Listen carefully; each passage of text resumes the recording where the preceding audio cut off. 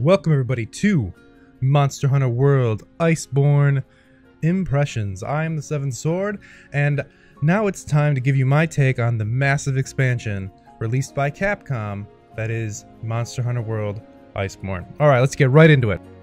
First of all, one thing. You still cannot join a friend if they are doing a mission that has a cutscene at the beginning of it. They have to go watch the cutscene, shoot up the flare, and then you can join them, or they have to quit out and then you can join together. Both players have to have witnessed the cutscene, so there's that.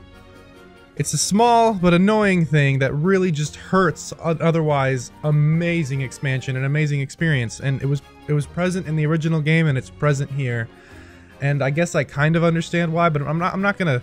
I mean, I could go off on a tangent on it. I could do probably a whole episode about that because it's just such a weird design. But anyway, moving past that, everything else so far to me is incredible. I've played about, I want to say, like 10 hours now, and I know I'm not going to be stopping. I mean, I put so many. I don't even want to say how many hours I put into the base game, so I know how many hours I'm going to put into this, and it's probably going to be very equivalent because there's so much to do, so many cool monsters that they've added, so many new rarity trees. The clutch claw itself is just, I love it. It's so much fun to just be able to instantly mount a monster whenever you want to now. So first I'm going to go into that. I'm going to talk about the combat mechanics. They've added new moves for every single weapon. Every single weapon gets a few new combos. A few weapons I think get a little bit more complex, more dynamic moves than others, but everything has an upgrade. Plus everybody has a clutch claw attack now as well. And the clutch claw itself, you can mount a monster and you can soften its hide, and it'll drop more slinger ammo, to which then you can use either with, depending on the weapon, you can unload it using a weapon ability, or you can grapple back onto that same monster, go to its head, hit it in the head with it, and it's got a chance to send it careening off in a direction that it's facing. And you can put traps there. You can, it'll, you know, go to the trap, or you can, if it hits a wall, it'll get knocked over, and then you can do massive damage as a team together too. It's a really, really, really cool mechanic. Also with the expansion is a brand new zone. It's called the Hoarfrost Reach, and this place has got a lot of snow, a lot of icy creatures and stuff like that.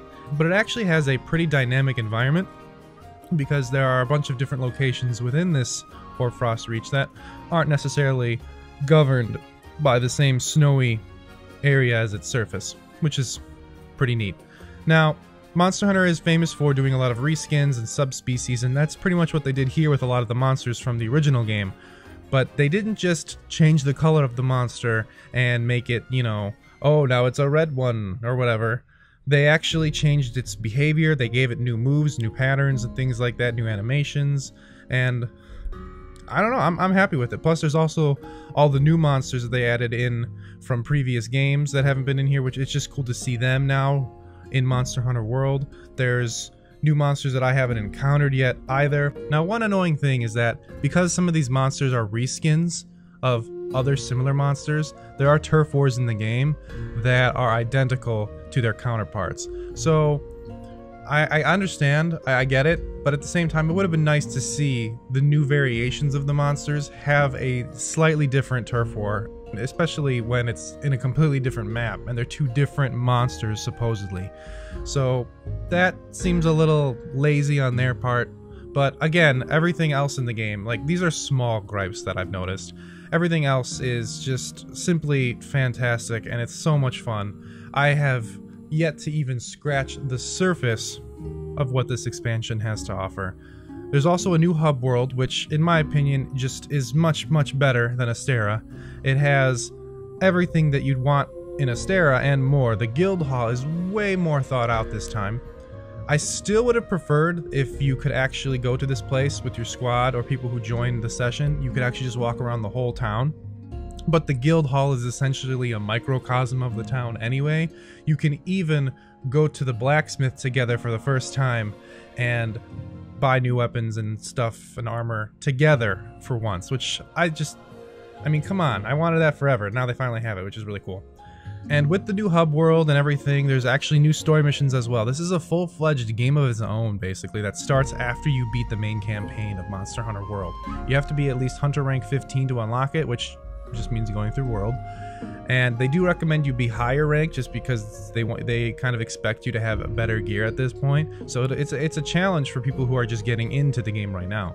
For veterans, I have not upgraded yet, because I have my armor set the way it is. I have all the skills that I like, and while the new armors are intriguing, and there's this new rank 4 jewel and all the new armors come with it, I'm gonna see how far I can go with my current equipment before I find armor that is similar in terms of the inherent benefits that it has.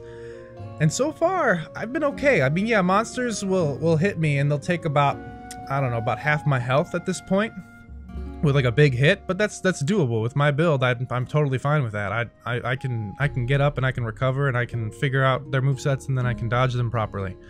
There are a lot of quality of life changes in this update that are not unique to just people who have Iceborne. If you have Iceborne, then you get the Clutch Claw, you get the new area, you get the new monsters. But if you don't have Iceborne, you still get the quality of life updates, which is very nice. And they actually adjusted multiplayer, which I think was needed, because if you went to, it was pointless to try to two-man a monster, because it made that monster just as difficult as if you were bringing in a full squad, and that is a little ridiculous. I like the downscale difficulty because it makes sense. It just makes so much more sense if you want to go fight a monster with a friend. Now it's actually more fun, and they're not a burden to have one extra person. It's actually a help, and it makes the game overall better. I don't know too much about the end game at this point, but I hear that it is a game changer, and it completely, again, alters how you expand and progress. So I'm looking forward to getting there. I don't know how close I am, but I'll keep you guys posted on my progress, and I'm gonna keep streaming it on my channel. For now, it gets a recommendation from me. Anyone who has Monster Hunter World, you probably already have this. Anyone who hasn't gotten into Monster Hunter, this is the one to do it if you've been waiting. Just do it. Just pull the trigger. Now it's so much value for your dollar. It's ridiculous. Yes, there are still some weird things that the developer has, done that are just kind of strange design choices. But if you compare to all the previous Monster Hunter games, this one is so much simpler and streamlined to get into. In the past, just as a quick example, in Generations Ultimate, when you completed a mission and you got your item rewards, you had to go to each item individually to send it to your box, as opposed to Monster Hunter World, where you hold down the button and it just sends them all. Anything you carved from the monster was part of your inventory on the field. In Monster Hunter World, you have a separate pouch that's not counted as your inventory just for monster carves. These kinds of things just make Monster Hunter World much easier to get into. You had to bring pickaxes that broke onto the field, bug nets that broke onto the field to catch all these things. Now all these items are just inherent abilities to your character when you're running around the world map. So again, this is an incredible game that just got even better, with just a few weird things that you can still expect Monster Hunter to have, and that's kind of its charm as well. So thank you guys so much for watching, and I'll see you guys later.